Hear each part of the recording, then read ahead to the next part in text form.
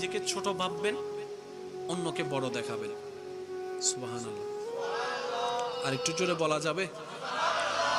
নিজেকে সবসময় ছোট ভাববেন, অন্যকে বড় দেখাবেন, অন্যকে বড় বলবেন, অন্যের প্রশংসা করবেন, অন্যের দোষ গোপন করবেন, নিজের জবানকে হেফাজত রাখার চেষ্টা করবেন, যতটুক সম্ভব চুপ থাকার চেষ্টা করবেন। মনে রাখবেন, এই দুনিয়া একদিন ফানি হয়ে যাবে, কিচ্ছুই থাকবে না।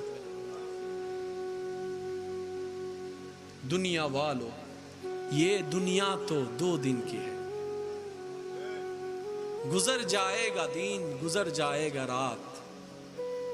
কিচ্ছুই থাকবে না, কোনো সময় কিচ্ছু থাকবে না, একটি সময় সব শেষ হয়ে যাবে।